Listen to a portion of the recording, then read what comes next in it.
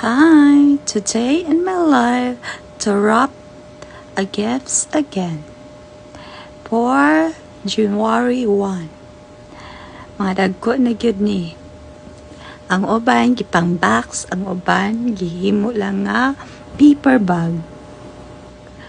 This is it. Duha na mi sa akong ati nagputos sa mga regalo. Kaya hindi ko na kaya kasi marami na sila.